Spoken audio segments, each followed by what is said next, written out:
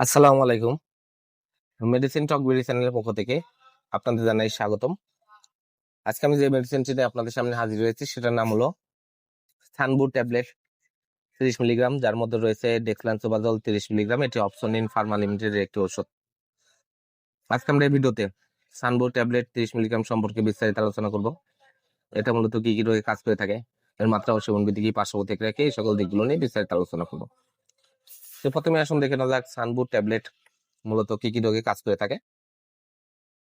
এটি প্রাপ্তবয়স্কদের gastric, ulcer, বুক জ্বালা পোড়া, বদহজম, খাবারের অরুচি, পেটে গ্যাস্ট্রিকের ব্যথা, কোষ্ঠকাঠিন্য সহ ইরোসিভ ইসোফ্যাগাইটিস নিরাময়ে, জোলিঞ্জারে অ্যালিসন সিনড্রোম নিরাময়ে, হেলিকোব্যাক্টার পাইরোলি নির্মূলে অত্যন্ত কার্যকরী একটি মেডিসিন হচ্ছে এই সানবুট ট্যাবলেট 30 মিলিগ্রাম। এবার আসুন দেখে নেওয়া যাক এর মাত্রা ও সেবন বিধিকে। যাদের বুক জ্বালা পোড়া, বদহজম, গ্যাস্ট্রিক আলসার, খাবারের অরুচি, পেটে গ্যাস্ট্রিকের ব্যথা, কোষ্ঠকাঠিন্য এই সকল রোগ রয়েছে, তাদের জন্য অত্যন্ত কার্যকরী একটি মেডিসিন হচ্ছে সানবুট ট্যাবলেট 30 মিলিগ্রাম।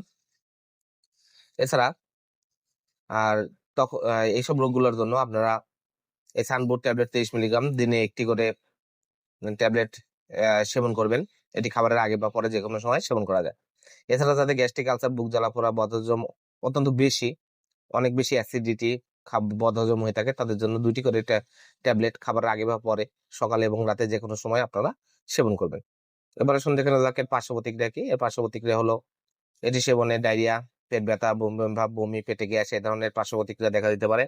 গর্ভাবস্থায়, এটি প্রেগন্যান্সি ক্যাটাগরি বি, গর্ভাবস্থায় সানবুর এর ব্যবহার সম্ভবত নিরাপদ, তাই অবশ্যই এটি সেবন করতে পারবেন, তবে অবশ্যই ডাক্তারের পরামর্শ গ্রহণ করতে হবে। সানবুর ট্যাবলেট 30 মিলিগ্রাম, প্রতিটির দাম 12 টাকা। আপনার হাতের কাছে যে কোনো ফার্মেসিতেই সানবুর ট্যাবলেট 30 মিলিগ্রাম পেয়ে যাবেন। ধন্যবাদ আমার ভিডিওটি দেখার জন্য। পরবর্তী ভিডিও পেতে আমার চ্যানেলটিকে সাবস্ক্রাইব করুন এবং পাশে থাকা বেল আইকনটি